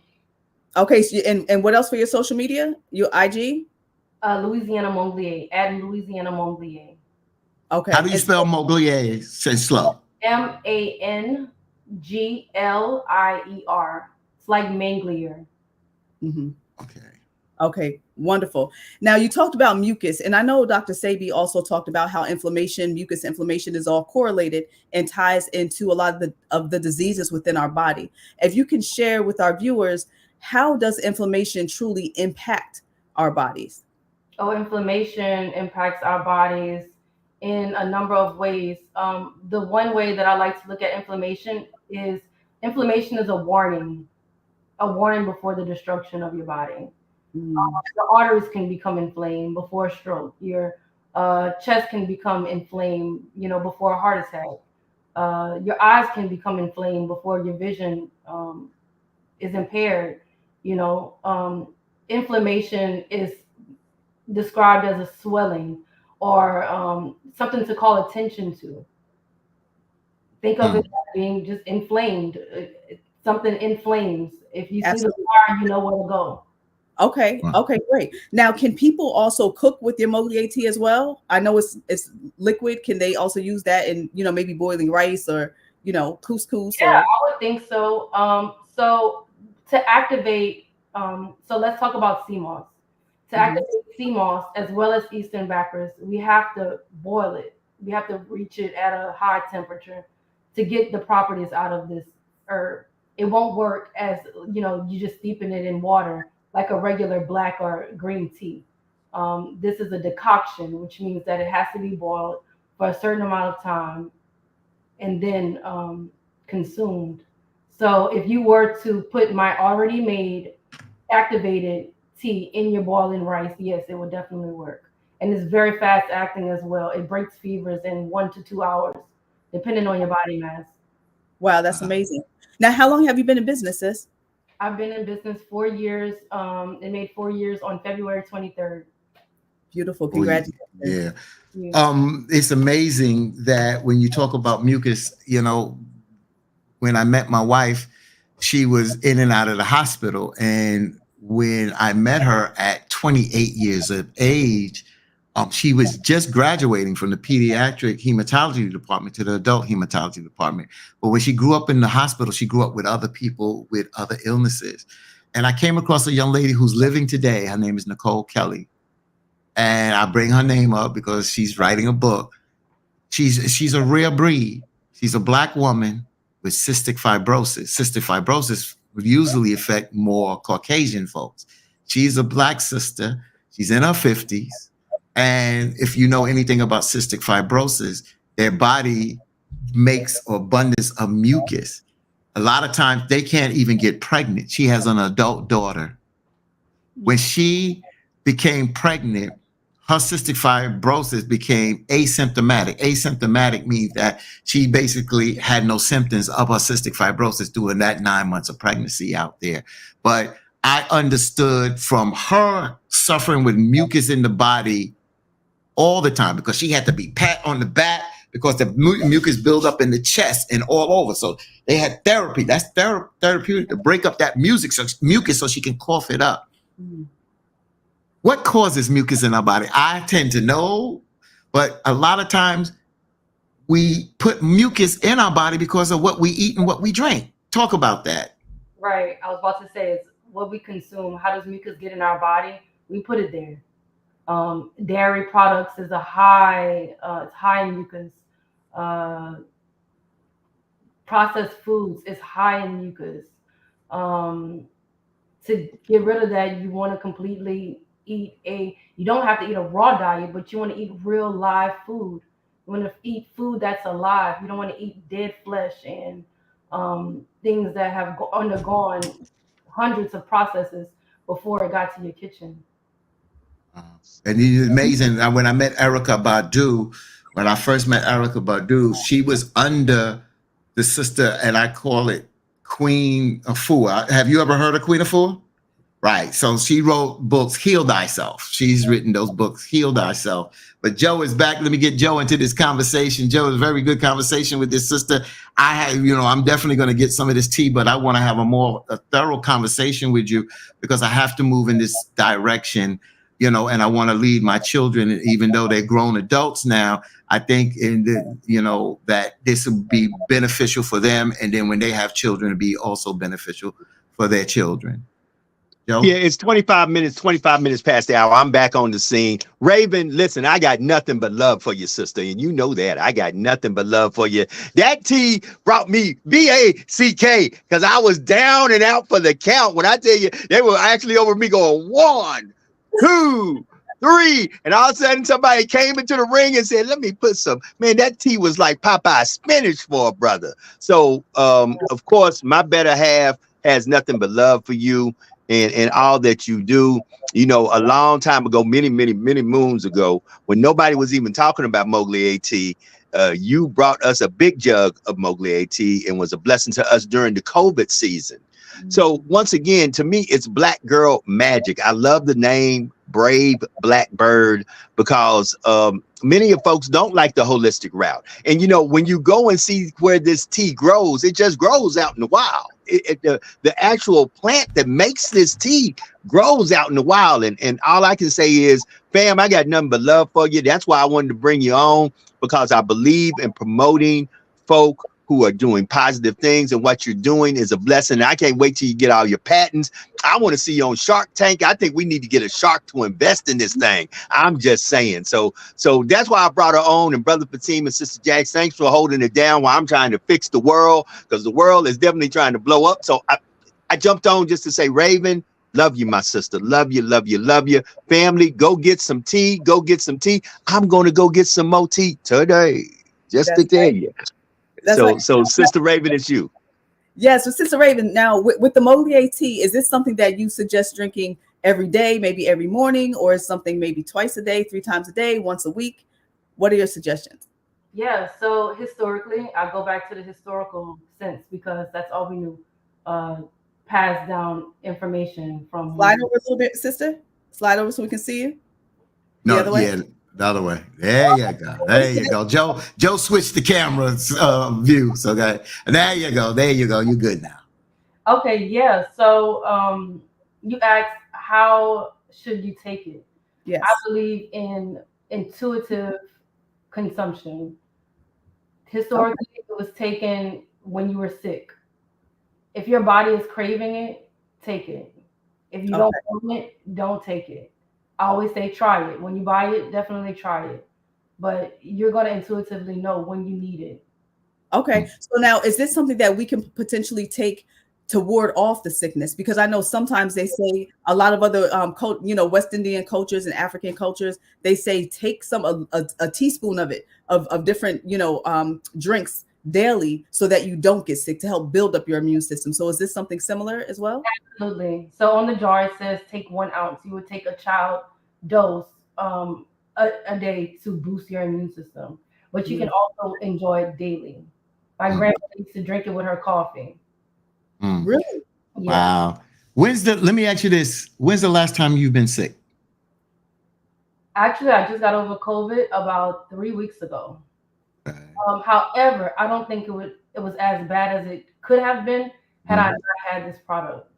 Okay, so my question is, tell folks, since we're talking about the tea, tell folks, because when I brought up about your look and how beautiful you look, talk about your lifestyle. How do you live your lifestyle from eating, exercising? How do you tend to keep stress down? Because you got to realize that this is not a one-time thing. Oh, let me sip this today. You got to really change your lifestyle. If you're trying to get mucus out your body, you can't drink this and then eat ice cream and drink a lot of milk and stuff like that. So talk to the folks out there from a holistic point of view, and can use yourself as an example of how you should try to live your lifestyle in a more holistic way.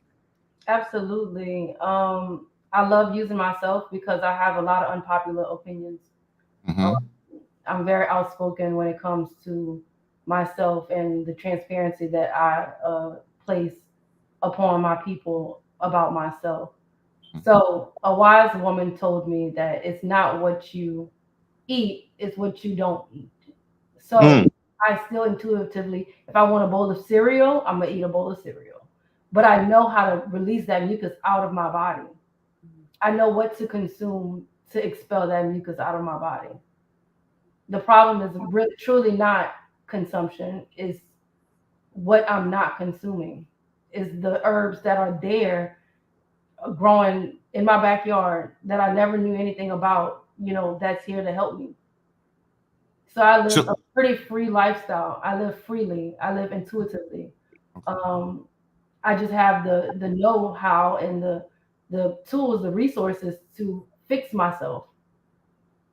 So what would you suggest? I brought up Queen Afua, and one of the things when I brought Queen Afua on my radio program some years ago, and I'll never forget, she had this peppermint stuff you just drop in your mouth, and it just cleared up all of this, your sinuses and everything. But one of the things that Queen Afua said, she was not a medical doctor, but if folks wanted to move in a holistic way, what books or who would it be Dr. Sebi? Would it be Queen Afua? Or is there someone that I'm not mentioning? How would folks that are looking to become more holistic, what direction would you point them in to start to find out a little bit more about a holistic lifestyle? Truly, I believe going into your community, go talk to your elders. They have lived. They've lived. We're trying to get where they are. I'm not going to speak to someone who has the diet and the knowledge to get me where I am. I'm going to talk to someone who has conquered what I'm trying to conquer. So I love my elders. I talk to my elders a lot, and they give me great advice. I know this man, he is 89 years old, and he still drinks Coke daily. He still eats steak daily. Nothing has much changed other than what he puts in his body to fix it. He drinks apple cider vinegar. He does a lot of simple changes in his diet, like putting turmeric while he cooks his meat. He puts turmeric and black pepper on his meat. God called all things clean, so we don't want to bash or vilify what is there to fuel us, but also know that there are things out there that can help us, different herbs out there that can change our life. And let me just say, you mentioned turmeric. I have turmeric in this tea that I'm drinking today, and turmeric is something that helps eliminate or deals with inflammation. Since I have diabetes number 2, inflammation is something that you feel in your hips and your knees. But I have the supplement as well. I do have it where I can sprinkle on my food, but I also have it where I put in my tea this morning as well. So Raven, let me ask you a question. You know, and I know because I'm down here in Louisiana with you, and I'm not a Louisianian. So when I first got here, I was lost in translation. But they do have individuals, they call them Tritas, and Tritas move. You know, and folk have their feeling. Some folks would translate a Trita if we were in the bush of Africa as a witch doctor or the healer of the tribe or the community. But these Tritas are individuals who came up with understanding the land and understanding the herbs, like the herbs you use in Mowgli AT, to bring about healing to the body. And let's just be real about it. It's alchemy. It's a form of alchemy. It's a form of understanding how these herbs can work together, like they did with the Black Indians that they talk very little about here in Louisiana, of how they use the land not only as a source to provide to them, but a source to heal them. So let's talk about that a little bit. Yeah. So Traitor, not to correct you at all. Like I said, it's different linguistic variations of such are coming from a people who did not know how to read or write. They were not very intellectual people, but they were very intuitive. The herbs that are in your backyard is going to help you with what you're going through. It may not help, my herbs may not help you like it would help me because of my area, because of the proximity. If there's pollution in the air, you know, the wild flowers are going to adapt to that and essentially be food for you. The traiteurs were faith healers. They healed not only with herbs, but they healed with prayer. My grandmother, she prayed all day long. She didn't do anything else but pray. She brought up a not a shrine, but more like a temple for people to come and pray. And they would be healed from it. People from all over the state, even the country, rode down to come and see her in the early 1900s. So yeah, there were very prominent people. There were very important people here. And not too long ago, I believe it was in 2018, a law was passed that our treating was protected, because for a long time it was not protected, and it was illegal to practice healing. Wow. Now, if you could explain to us, what does the Mowgli tea taste like? Is it bitter? Is it sweet? Is it okay? Bitter tea. The way that I've concocted it is not bitter at all. It's very palatable. It's very sweet. We have local honey that I source in the country that I have in here. Lemon, and that's it. 3 simple ingredients. Oh, really? Wow. Wow, that's beautiful. That's beautiful. So we definitely want to make sure we get some of this Mowgli tea because it sounds amazing. So what would you recommend? So someone wakes up in the morning, they want to have their little shot of Mowgli tea and breakfast. What would you suggest they have as a healthy breakfast along with the Mowgli tea to help reduce inflammation and mucus? Yeah, so there's a lot of conflicting opinions about breakfast. I personally, from experience, I don't like to eat breakfast. I like to skip my breakfast. If I do want to consume something, I consume something that's fatty, like an avocado or some nuts. And then the Mowgli comes at the end of the day. So that's your nightcap. You can even put some whiskey in it and make a hot toddy out of it. It's a toddy without alcohol, basically. But no breakfast. Okay. So what about lunch? So you skip breakfast, you go straight to lunch. Right. So lunch, you want it to be very protein based.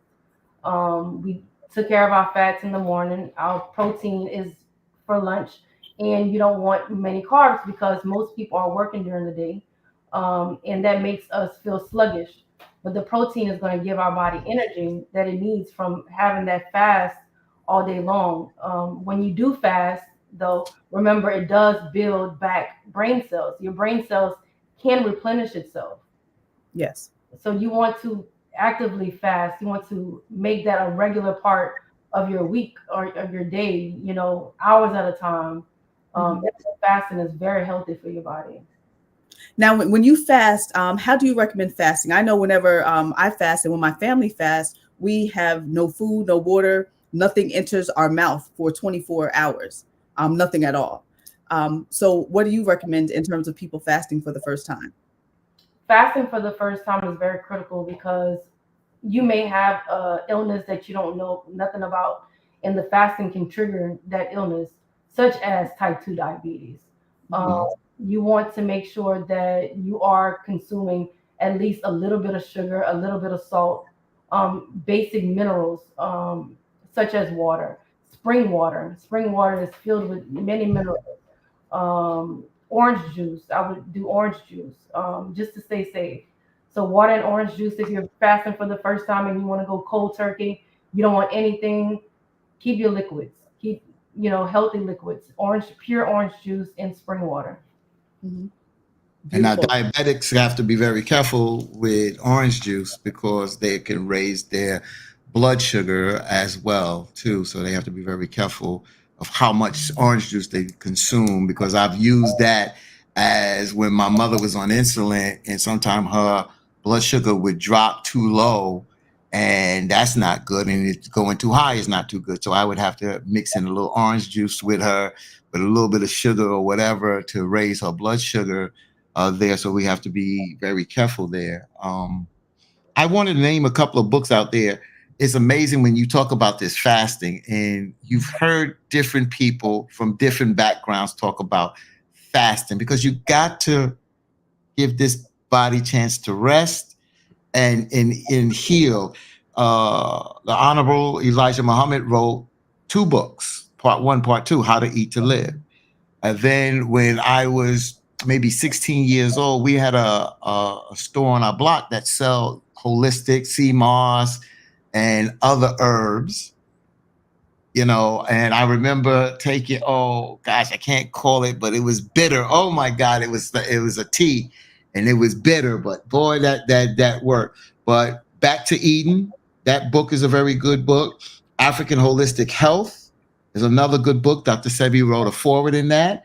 Queen Afua's book, Heal Thyself, out there as well. I don't know if you have, Sister Raven, if you have any books that you might want to recommend, but I just tell folks that a lot of folks want to start and they just don't know how to start. I have young folks that are in my family, very interesting, because we didn't push this.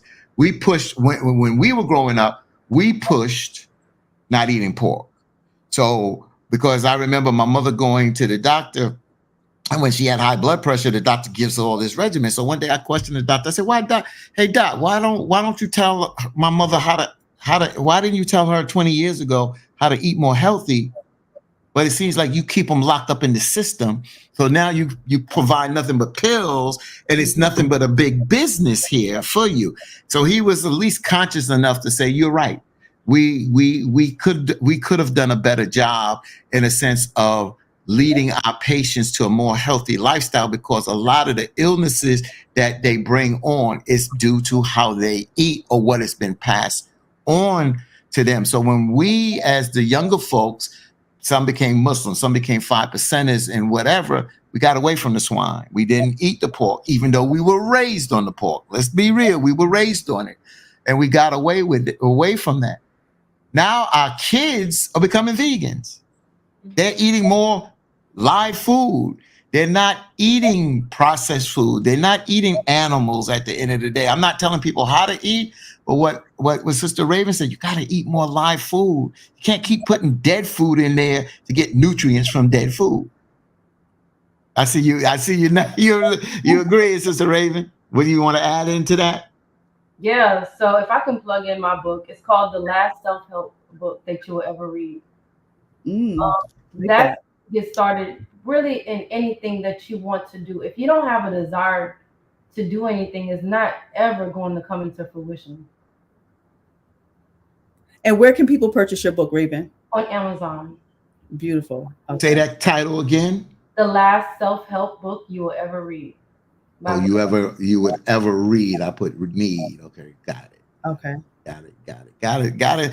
Got to support my sister you know, can we get a book from you where you can autograph it for us instead of going to Amazon? We can like Cash App you the money and then you send us the book or like that, because I need some of this tea as well. Because Joe's not going to only one to be sticking out his chest and breathing good, no mucus in the body. Oh heck no! You let Joe keep drinking that tea, he gonna have an afro, like he gonna have hair back up there. I was supposed to make the hair grow, but it seems to be very beneficial for Joe. Amen. He recovered quick, so we thank you. We need our brother Joe at the helm, so thank you so much, Sister Raven. You're so welcome. Well, we will definitely be in touch, Sister Raven. I hope Joe could get back on here. I wanted him to kind of close with you, but this has been very helpful for you to come on. He really talked about when his voice wasn't right, and he said he took that tea, and he's like, I got to bring Sister on here. And I'm so glad that he brought you on today, because we have to we talk about being a better us, a better me. And for us to do that, it's a mindset. It's a lifestyle change. Look, I work with Reverend Sharpton. I've known Reverend Sharpton for over 30 years. Reverend Sharpton was like that. Mm-hmm. And he had to make a lifestyle change because he was headed health-wise down another road. Then people said, oh, he lost too much weight. Oh, this, that, and the other. But this man he goes to bed early, gets up early, he's nonstop, feels good, doesn't eat a lot. He doesn't eat a lot, doesn't eat after 6 p.m. Mm. And it shows that it was a lifestyle change. It was not something that he did for 2 weeks, 2 months, or when he reached the goal of losing a certain amount of weight, he stopped. I was there when we used to go after rallies to Junior's downtown Brooklyn, and he got that fried chicken. He talks about that. I was sitting across from him doing that. And I have to give him credit. It's a lifestyle change. It's not always easy, but when you apply yourself and you see the results, not only see the results, feel the results. Once you feel good, when you get up and you move around the day and you got energy and you're doing so much, you'll realize that you was holding yourself down by what you was putting in your body. That's right. That's that discipline. That's where the discipline comes in, for sure. That's right. And you want to look like these two sisters on this here, beautiful and radiant and young, because Raven didn't tell you she's 85 years old, but she looks like she's 22. You look great. I tell you.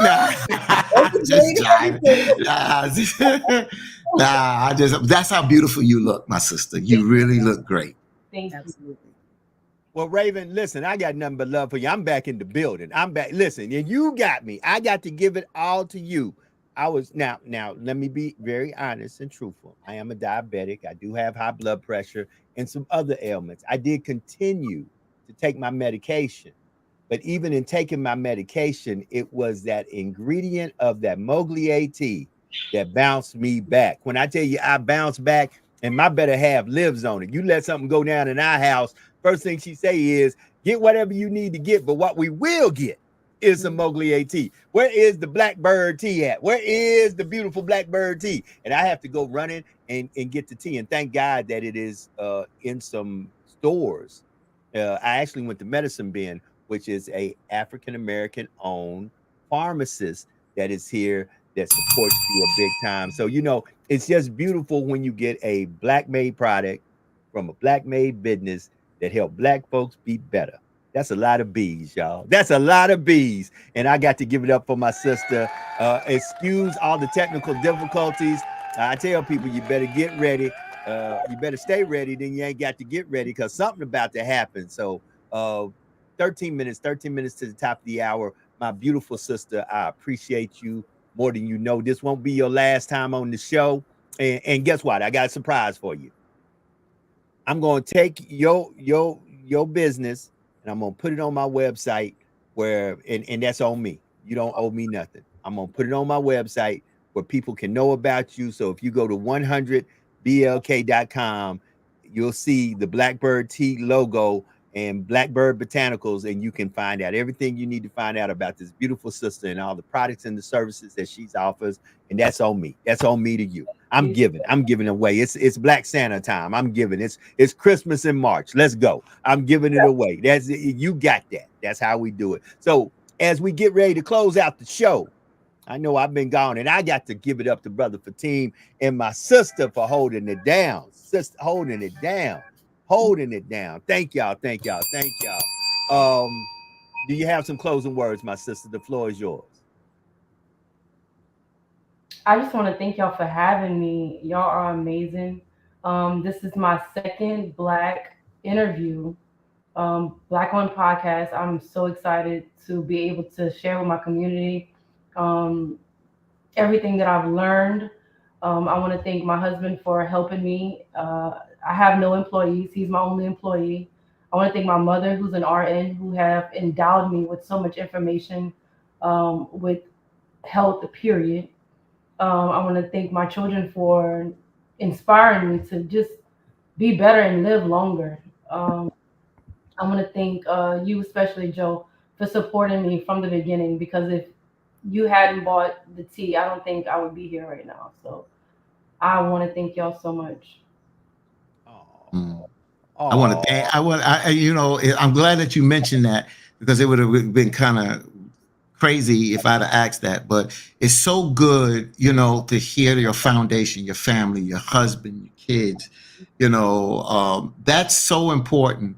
And even though I give you that reference of being a beautiful sister, same with you, Jax. I talked with your husband. It's so good to see that family unit working together. We talk about problems within our community and in relationships, but when we see relationships thriving, we got to do this. We got to big y'all up, because you're doing the work, and there's great examples out there, and we don't highlight that as well. So big up to you, your husband, your family, your support system. That is so important. And I support you 1,000%. I support him. Right on, my brother. You got a beautiful sister there, my man. And y'all treat each other with the respect that y'all deserve, and keep pushing forward. We got you. Absolutely. Thank you so much. Well, we thank you, my sister. Sister Jax, you got some closing words, my sister? Yes. I'm going to take it to Genesis 1:29 today, where scripture reads, "And God said, Behold, I have given you every herb bearing seed, which is upon the face of the earth, and every tree in which the fruit is the fruit of a tree yielding seed. To you it shall be for meat." Leave that dead stuff alone, y'all, and let's eat our fruits and herbs and veggies. Have a good one, That's y'all. what I'm talking about. Brother Fatim, my brother from another mother. You were holding it down, I appreciate that. I appreciate that. I think we take a page out of what Sister Jack said, what Sister Rhonda Hairston said, and other folks in the chat, and especially for our guests, Joe, that you brought on. You talk highly about, and I'm so glad that you brought on. And I just think we take a page out of her book. She basically said, what we've been saying, becoming a better you, but becoming a better you is mentally, spiritual, physically. And we got to realize that you got to feed the mind, but you got to feed the spirit, and you got to feed your soul. So it's what you put in your body is what you're going to get out. It's what you put in your mind is what you're going to get out. So remember, folks, put good things out so you can put good things in so you can get good things out. That's what I'm talking about. Well, family, I'm back on the scene on this 13th day of March. It is 8 minutes to the top of the hour. Once again, to the 4 horsemen. I know we had a little technical difficulty. To my girl Shauna out there advocating for the children, keep doing what you're doing. To my girl Jax in Brick City, keep doing what you do for those kids who need to know that there is hope at the end of the tunnel. I know you can barely see a little light, but that little light gets real big the closer you get to it. And to my girl from the brave Blackbird, Raven, nothing but love for you, baby. And to all the people out there who have logged in, stuck with us through all the ups, the downs, the good, the bad, and the ugly, we love y'all. And we'll be back tomorrow for Turn Up Thursday, Turn Down for What. And I'm telling you, we going to turn it up like we never turned it up before. We're going to have another beautiful Black sister in the building talking about her charitable giving in her 7th year of giving away prom dresses to those who cannot afford prom dresses. So we'll have Kashara Angeletti in the building from the Butterfly Effect. And listen, I'm bringing folk on here. We bring it on. Even if you want to get on, reach out for me. You're welcome to come on. So with that being said, let me get ready to get out of here. And I'm going to end it like I always end it. I always remember that there is no secret, absolutely none, what God can do. What he has done for others, he will and he can do for you. For when God is with you, when the Most High is with you, ain't nothing or nobody stand against you.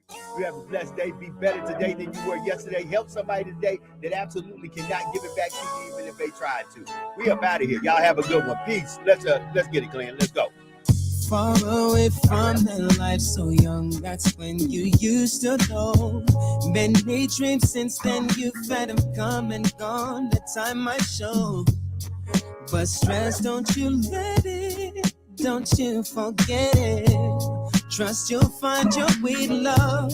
Hope is what your heart is made of. And don't you forget it, don't you forget your way home. When that little girl, hold on to your world. And don't you forget it, don't you forget your way home. For that little girl, hold on to your world. Your world's apart from first when life would start. Understanding what it means to have God, nothing but your heavy, broken heart memory of what used to be. When change comes responsibility. Don't forget where you are, ain't where you've been. Life's lessons then made you into a man. And don't you forget it, don't you forget your way home. For that little girl, hold on to your world. And don't you forget it, don't you forget your way home. For that little girl, hold on to your world. Hold on, hold on.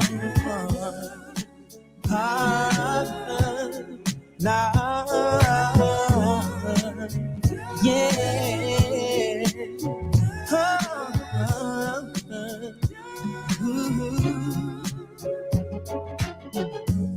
Don't you be afraid, 'cause a heartbeat away is all and everything that's ever meant will mean to you.